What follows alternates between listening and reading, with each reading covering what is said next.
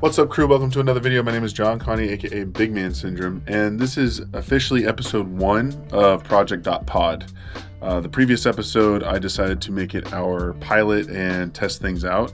And like I mentioned before, it's a great template for us to use if we have people on the show and we want to create a consistent show with a guest, asking them what their first car was, their first mods, lessons learned, what they're working on right now, and then the future aspirations when it comes to either that car or future cars. We'll do that separately, but this is officially episode 1 of me and Justin just kind of shooting the shit as it pertains to car culture is the episode topic. We dive into what it felt like it was before and what it is currently, and more so the stain that is sideshows or takeovers. We definitely sound like a couple of old dudes. I mean, I'm 36, I got 2 kids, and I'm married, so I'm gonna put my old dude hat on. I like ripping donuts in a cul-de-sac if I find it. So we kind of talk about what's our perspective on it, and maybe some ideas of maybe what the future looks like of how we can mitigate some of this.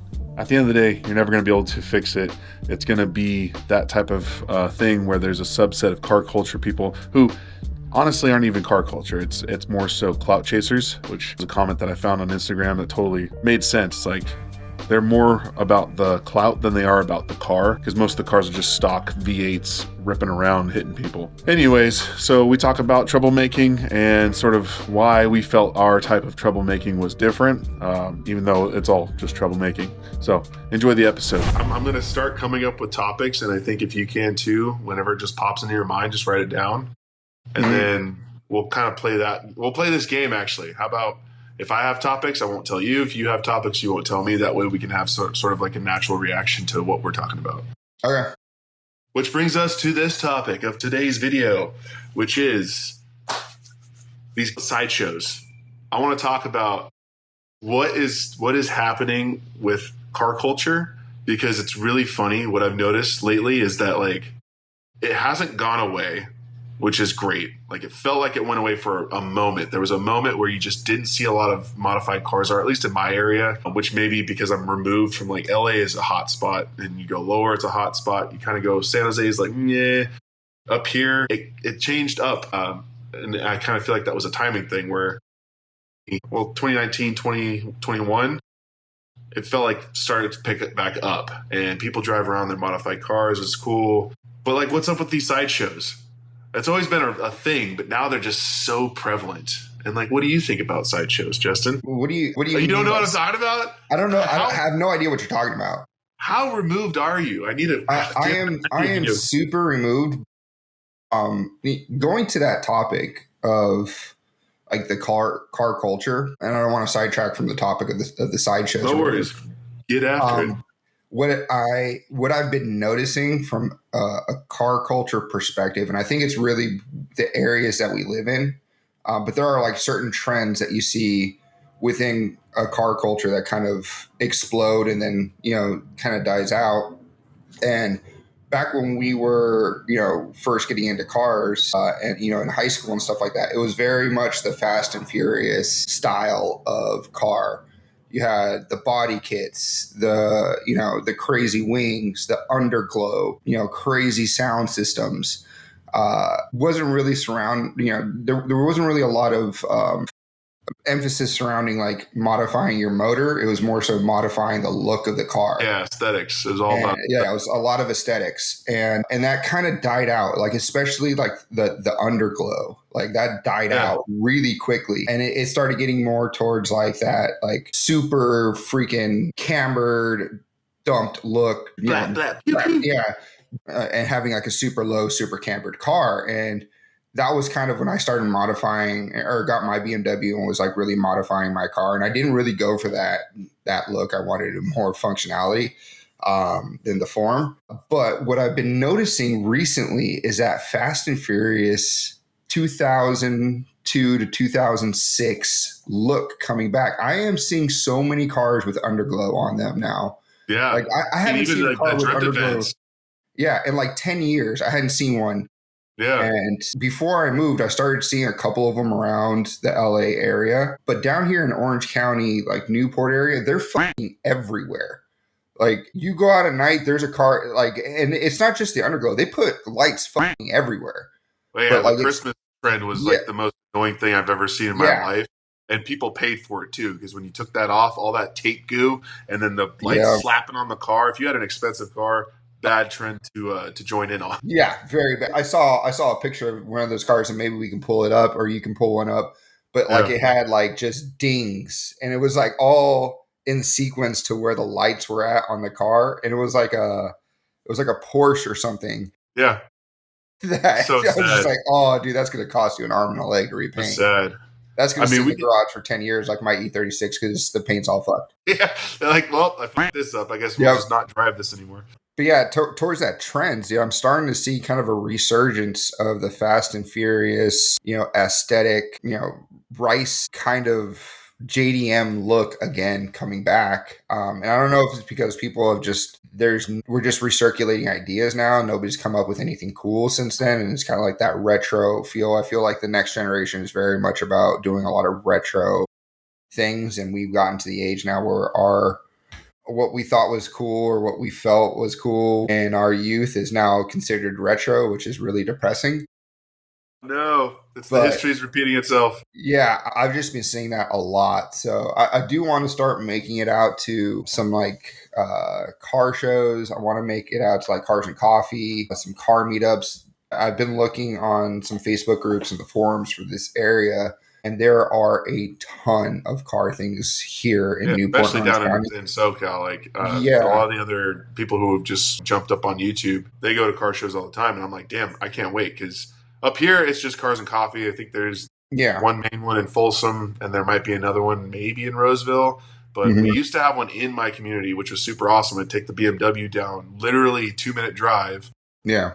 And there was at least 50 cars to look at. Before I show you what a sideshow is, I wanted to touch on something that you said and sort of back into it with what I've thought about. And I think it's because of two things. The birth and explosion of YouTube would probably be the reason number one why we're seeing a return of what we used to see, which was modifying your car for the aesthetics, making it as cool as you possibly could. And then number two, part availability and the ability to get parts to your door, I believe, is a huge factor. Like we really couldn't do that. eBay was our only option, and that shipping was based on a person, not on a business. Now eBay's full of businesses, and they've got for next day shipping, every single part available. But before, it was like if you wanted a part, you really had to dig to try to find that part. Now you got a bunch of different suppliers. You've got Amazon that has a bunch of great parts. You got Temu has questionable parts, but they work. Alibaba. So we need to do when this channel, if this channel blows up, I want to get as high end of a car as we possibly can. Like a fucking Mercedes, a Porsche, if we can swing it, fucking, some sort of like an R8 or something, like an Audi. Yeah. Just some sort of like really expensive car, and then do an Alibaba build on it and see if it holds up, right? Just like something that nobody would actually ever do, and we're probably gonna get made fun of. I think T-Pain actually did a version of this or something, because he bought a bucket seat and was just like so stoked because it was like a real bucket seat. It was not questionable whatsoever. I'm sure the threads or like the bolts are probably questionable, but yeah. Anyways, so jumping into the sideshow thing, I think the thing about this that bugs me the most is that it's not about the cars, it's about the clout. And the clout is what's screwing everyone up, because it's really this thing where, I'm trying to find the screen to share. Here we go. It's this idea that you just find an area and you or I guess not a sideshow, a takeover is probably a better way to put this, right? So it's like big group of people. Like, you haven't seen shorts or reels where someone just gets absolutely blasted by one of these cars flying around? Yeah, like they're trying to drift around and they hit them and the guy flies. Like, I've seen those. I didn't know that was like a takeover. That's like a sideshow slash freaking takeover, because you take over this intersection and like it kills me, because like, one, if you have any passion for the cars that you're driving here, you're screwing it up for everybody, because I mean, I'm going to sound like an old dude, which is, I'm 36 with 2 kids, so it's my job to be that. You're Yeah. screwing this up for everybody else. They're going to try to ban cars that are modified completely, which they've already been trying to do. Yeah. And they're going to make everything so much harder because you're showing what car culture is, and that's I'm going to show up and fuck it up. Our fuck it up is in the garage, not on the streets. Yeah. I To a mean, degree. to be fair, right? So like this is, I think, and I don't know the age of a lot of these people, but I'm assuming that they're fucking young, right? Yeah, probably. We used to do, at least with my car group, especially like the Beamer Fest days, Yeah. right? We'd be like 100+ cars deep on the freeway going to Beamer Fest, right? We meet up with a bunch of people. We're 100+ deep, and we had the walkie talkies. We had like that, Yeah, I remember this. It always felt weird for me when I was on the walkie talkie because it felt so much like Fast and Furious 1 when they were like on the walkie talkie about to fucking race and like, yeah, well, we're good to go. Cops are clear or whatever. And then they would race.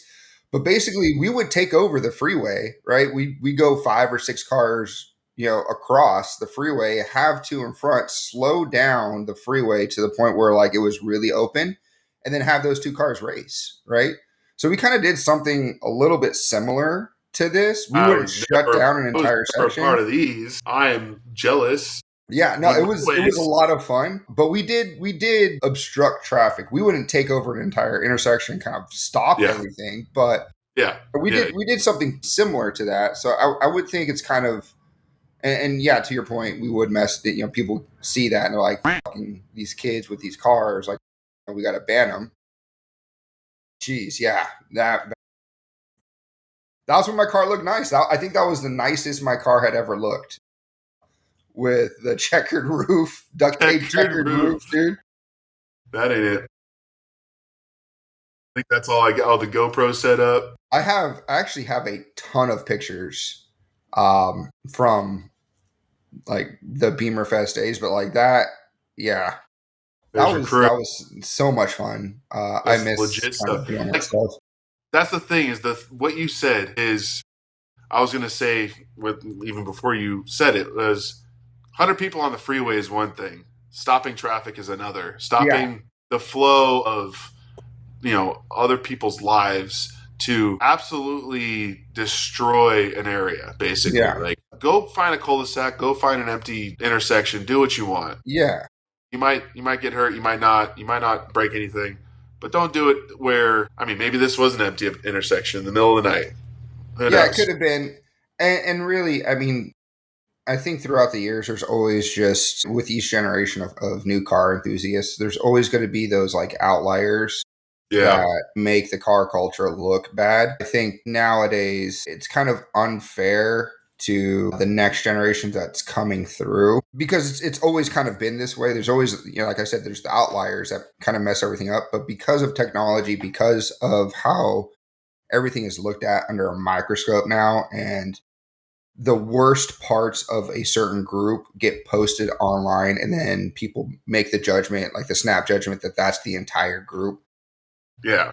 It's unfair to this next generation to say like, well, yeah, you guys are doing this shit, you're fucking it up.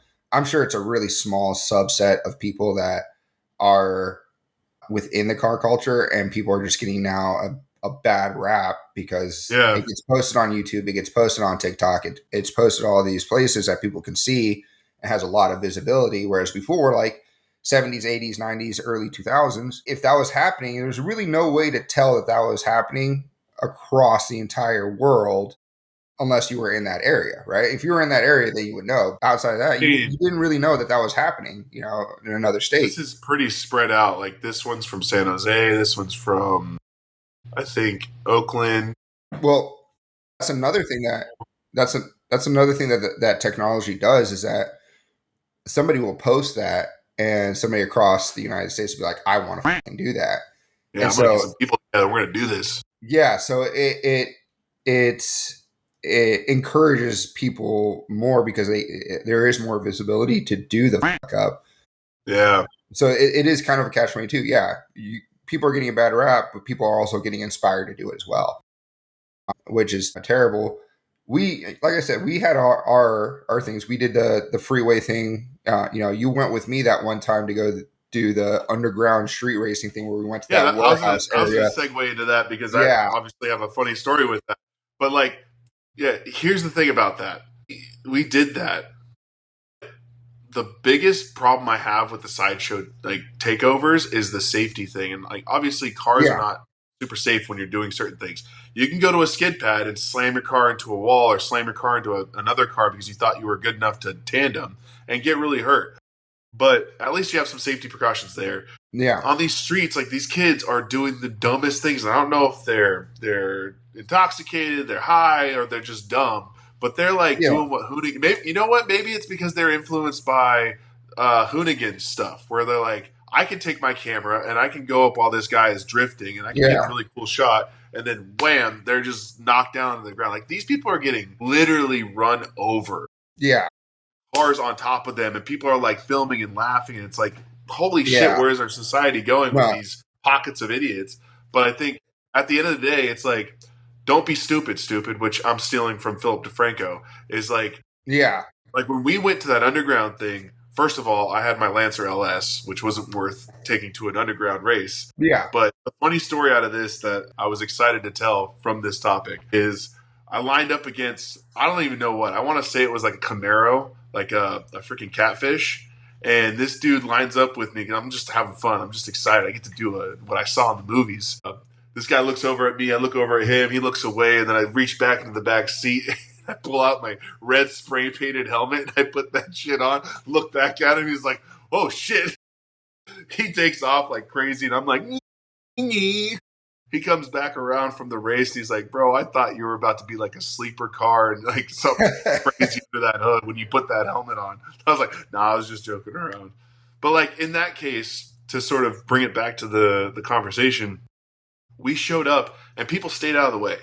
You're out on the sides. Your yeah, cars are parked over on the sides. If there was a big group, they weren't like all huddled around the car getting ready for you to race. Like just like in the movie, which obviously in the movies they really try to they tread the line of what they want to depict so that it mhm, doesn't turn into an influence of like, oh, this is how you should act.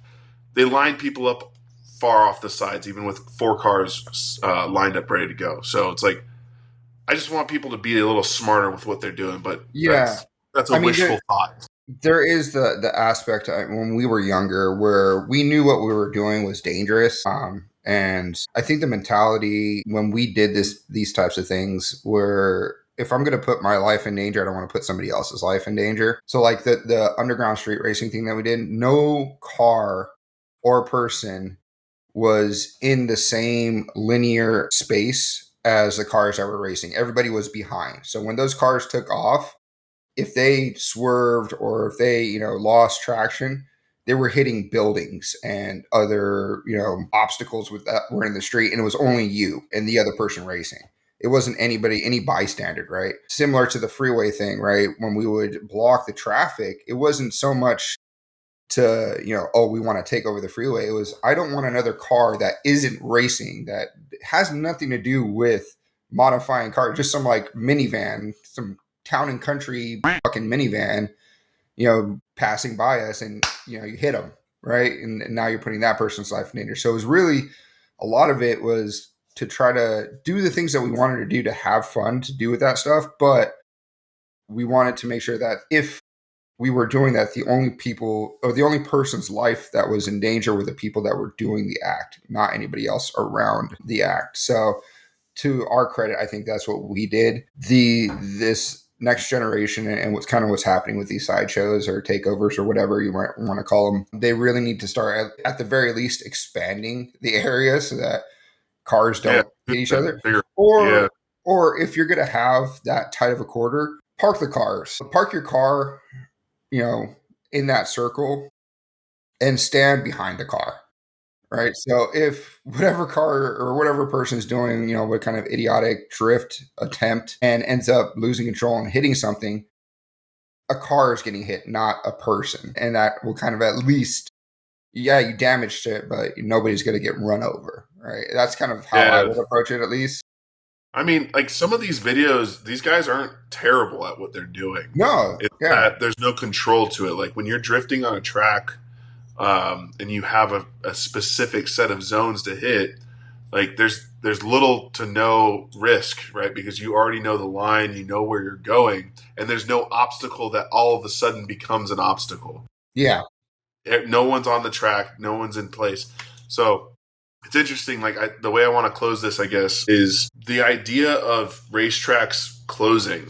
People like to make this argument that if you keep closing racetracks, more and more of this is going to happen, where I don't believe that's true, because no matter what, there's always going to be the urge to do something crazy. Go as fast as you can.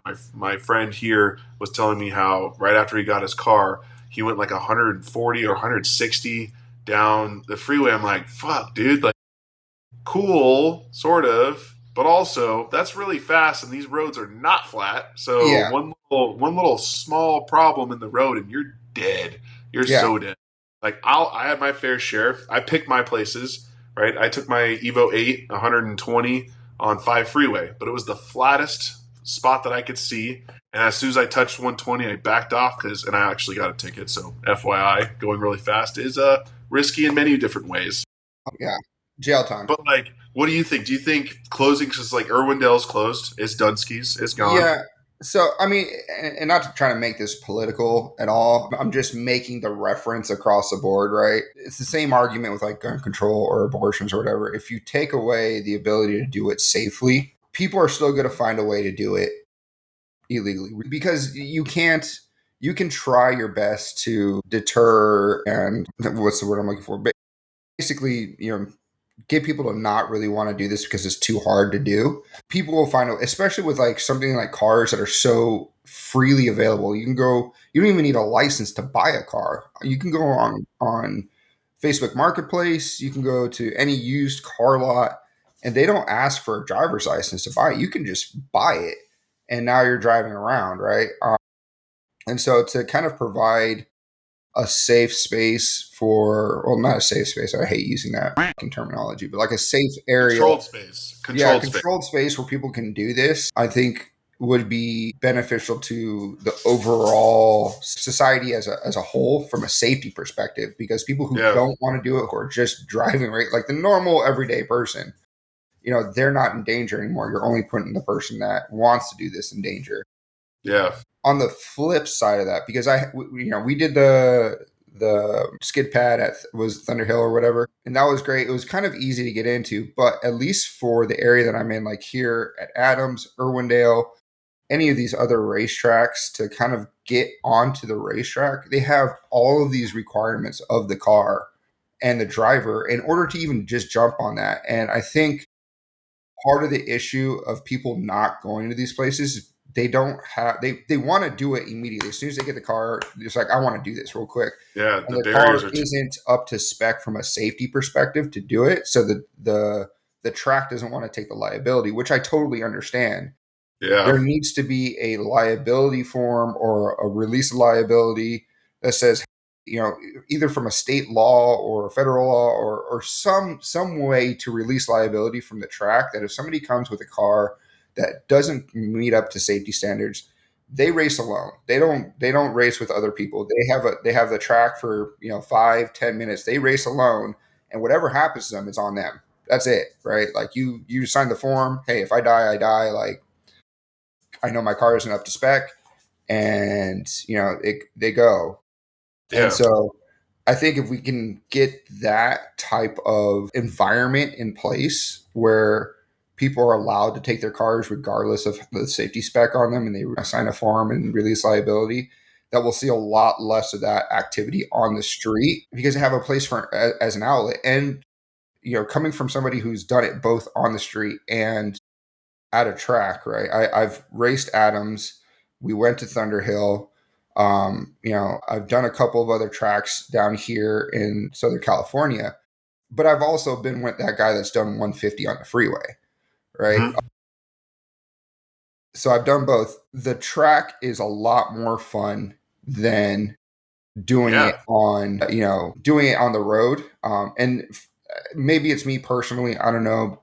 People might just have the fuck it mentality and not care. That's what I was going to go to. Yeah. Yeah. I remember the time that I got to 150, my clips cannot go 150. Just a caveat. You If did it somebody in comes the on here, Eclipse? I did it in my Eclipse, and I know somebody's going to come on here and be like, "There's no way an RS got to 150. You're bullshitting, right?" Downhill. Yes, yes, it can going downhill. I was coming back from my ex-girlfriend's house, and I was on the 405. You know that 50 hill after knots. the 101 that comes directly down? I had it pinned fifth gear, 3 o'clock in the morning. I was going down this hill and I hit 150. Only way you can do it. I think that car topped out at 125, 130. So you had But going down that hill, MP. dude, it was like a decline. Like it was like more than 45 degrees. That shit was just straight down almost. But when I was going that fast, the entire time in my mind, I was like, please somebody don't merge into this lane. Please somebody don't merge onto the freeway. Please no cop. Please, all these worries were coming through. And I didn't really get to enjoy the 150, right? Like I had fun, but it was enjoyable, but there were so many other concerns that were going through my head at the time because at 150 with an Eclipse RS, that thing it's disintegrated. I don't exist, right? Yeah. If I hit something, that shit's gone. So I was really concerned. I was only there for maybe 2 seconds at 150 before I backed off because I was so scared about it. But when I went to the track, when I hit Adams, I got to 120 on that straightaway on Adams, and I had the only concern I had was that turn's coming up quick. I got to slow down. That was it.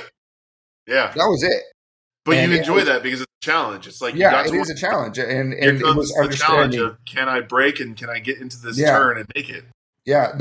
It wasn't a concern of like, oh, I'm about to die. It was a concern of like, when do I start braking to make this turn? Right. Like, and every time I'd make the pass, I would brake later. I'd brake later. I'd brake later. And then I did an oversteer one time and I was like, all right, I need to brake sooner. And so you're kind of making that adjustment to see, when you can. And that's fun. That's fun. That's racing, right? That's not, I'm about to destroy my life and potentially somebody else's if I, hit something. And I think that's the thing at the end of the day is like what is it that the takeovers and sideshows have that make it so that people want to do that, right? Because it's like Yeah. Obviously it's an adrenaline rush, and no matter what, you're gonna have people who do things just because. It's like they're not even doing it because they're having fun. They're doing it because of the clout or because Yeah. they just on something and they're getting after it. I mean, You can open up the biggest, like take an airport that maybe closed down or shut it down yeah. for a day, let people go out there and do what they want. I doubt anyone would show up because it's not as thrilling. Yeah. They want that thrill of I might kill somebody or myself. F it, I'm out of here. I mean, like race wars type of thing where you just take Yeah. over an airport. I mean, Yeah. yes and no. Like I said, the group that I was a part of when I was really, really about, I was really into the car culture. I knew a lot of people were going to a lot of different events. We always wanted to go to the track. We just never could with the cars that we had because of the safety spec, right? Yeah. I'm not saying that's the same mentality that this next generation has. It's definitely a different mentality when it comes to social media and getting the validation from social media about like, oh, I'm popular, right? So that does play a factor into it. But I think if like a place like Thunder Hill, which has that huge ass skid pad, it's a lot bigger than an intersection, Yeah. but The one we used is the small one. They have a yeah, big one. it has that intersection feeling where you could have people lined up around. And if they had like a night, right, like skid night, right? The And purge. yeah, and just let people show up. You sign the liability form, like, yeah, if I wreck my car, if I die, it's on me. But I think that would kind of have the same effect it wouldn't be as drastic of a clout chase as taking over an intersection because people are like, oh shit, not only do you have the people commenting like that's cool, you also have the people like us commenting like you guys are dumbasses, which raises their whatever it's called, the interaction or them showing up on YouTube or Reels or TikTok or whatever, right? So they get more engagement. That's what I was looking for, engagement, because they're doing something illegal from both sides. But if we're talking just purely the feeling of doing it and the aspect of doing it, the skid pad at Thunder Hill or any other place would be just Yeah. as thrilling as doing it on the street, right? I guess it's like it's accessibility, and then like you said, Thunder Hill it has rules, right? Like we weren't allowed to go out together in the same car Yeah. unless it had a roll cage. I think if we were to have an event of some sort, there would be a lot of rules on top of us using the skid pad, but because it was one car, and even if we had a second car, it was just you were only allowed to have one at a time unless you had a certain license or certification, whatever it is. Yeah. So there's rules, but I think those are the two problems. Is like an intersection, highly accessible, probably within within a mile of their house, so they can just pop out and get there. And there's less barriers to entry to get there and do what you want. Yeah. Whereas the skid pad was $500 to rent, half day. You had to have a helmet at least, and it had to be DOT certified. And there's all these rules. And then in what you were saying, if you wanted to actually go on the racetrack, which there's plenty of events at Thunder Hill, and some of them are loose on the rules. It depends on who's running the event. Some of them are really tight on the rules. You got to be to spec. Your car can't blow up. It's got to have, if you've got modifications, they need to be to spec modifications. So like all those barriers are going to make people not want to show up. And not to mention, Thunder Hill isn't in my backyard. That shit was, 2-hour drive for us? Yeah. Which I wasn't even expecting. So it's like, you have to be committed. It's like a fishing trip. You got to load up your car. You got to drive really far. You got to hope that you're going to enjoy it. In our case, it was 7 minutes of fucking enjoyment. Like for 4 hours of driving. Yeah. Like, and then most of these cars aren't modified. So I think, and obviously we're panning towards one thing which a city can't do, right? You can't just pan to a small minority group of people. Yeah. So that's why this isn't really ever going to go away. Like at least the takeovers or street racing or really any of the illegal activities that happen on the street aren't going to go away, because you just can't have a racetrack in every city, right? To curb that. That's too much land. That's too much liability. There's too many other aspects to it that they can put that money somewhere else. Yeah. Someone has to. To the point, and I made it earlier, like you were talking about Thunder Hill, all of the hoops that we had to jump through just to get the car onto the fucking track. And to be honest, that wasn't even like, that was loose compared to what I had to go through at Adams, right?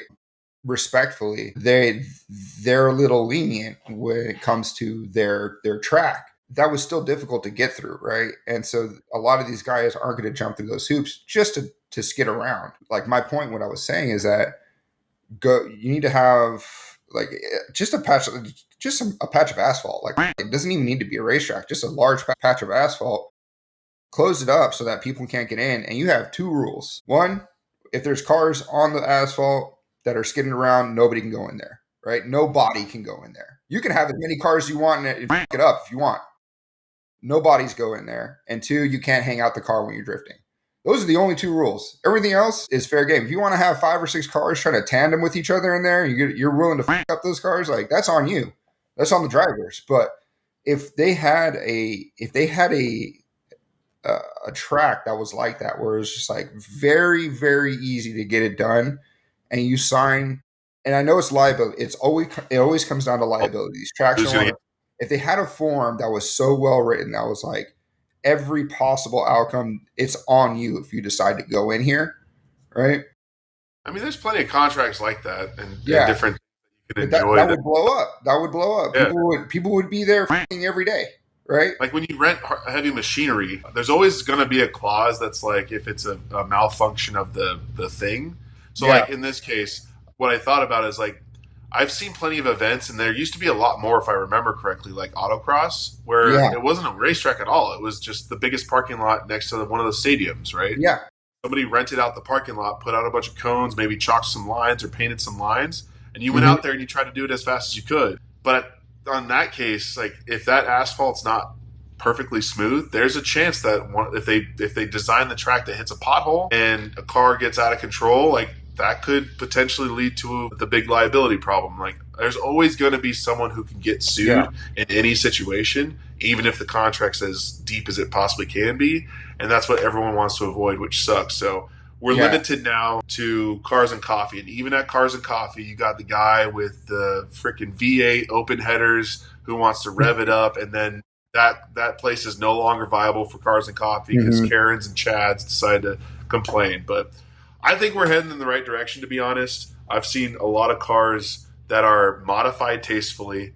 They have the body kits. They have a clean wrap on them. They're tinted windows, sick wheels, good, chunky wings are coming back. Neons are coming back.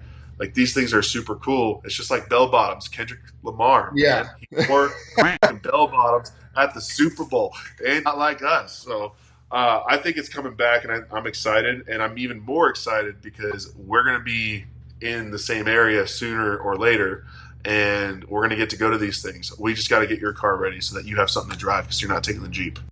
Yeah, about that. I mean, what's really cool, so the area that I live in, and next time when you're down here, like, I'll show you, but there is literally down the street, there are two auto shops, and they're not really shops, but like dealers / shops. One's a Ferrari shop.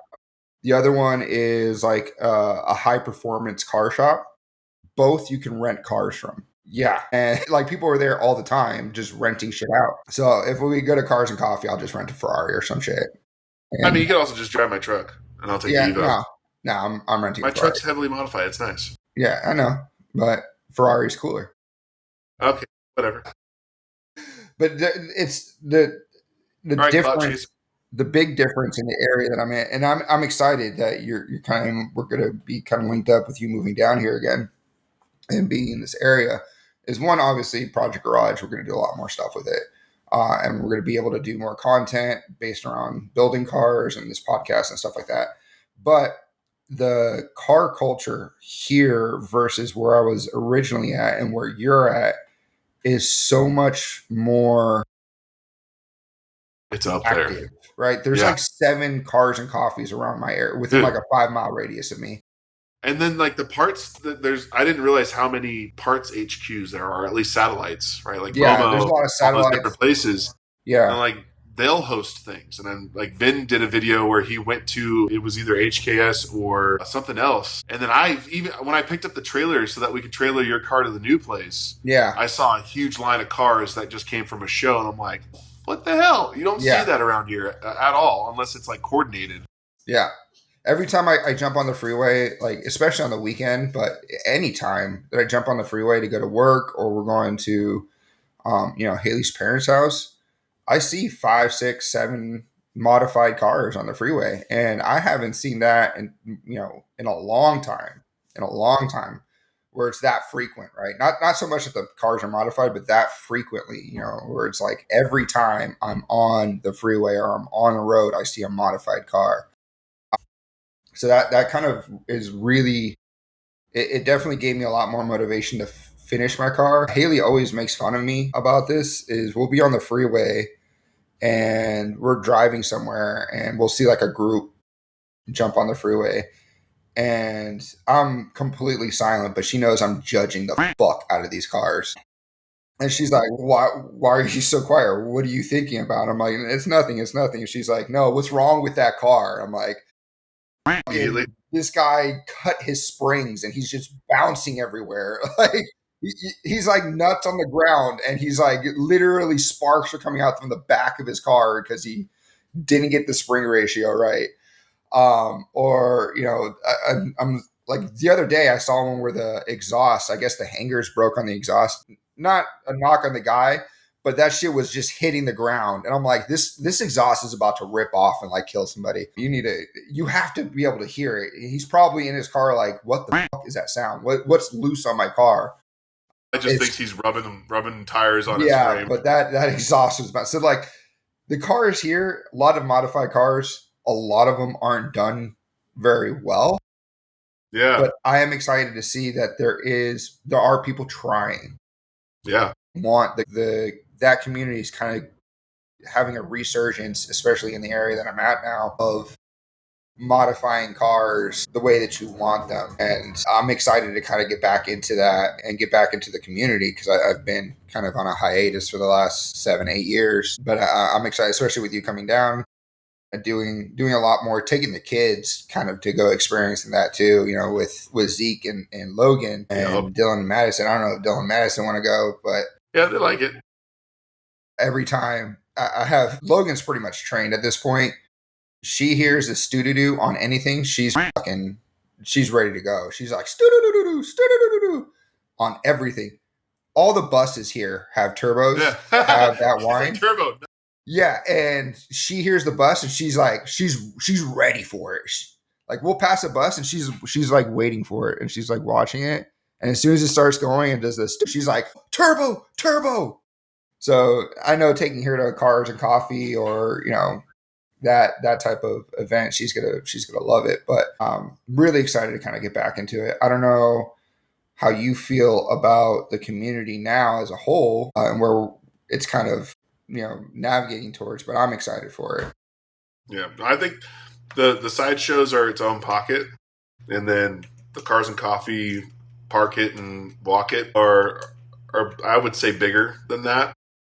Yeah, because half the people that are showing up to these takeovers don't even have cars. They're just standing there filming to try to get the next viral video of someone getting run over. Honestly, I think that's the thing. Is like the sad thing is most people are just trying to catch the nonsense, which is sad because they know that's going to happen. It's not if, it's when. Yeah. But being able to show up with a cool car, that's priceless. Talking about the car, talking about the stuff you did to the car. Those are the things that, like, in this channel, I want to influence more. I want to get our channel big enough to where we can return car culture to that space where it's like, come to my car, let me tell you what I did to it. Oh, you got a car too? Let's go check it out.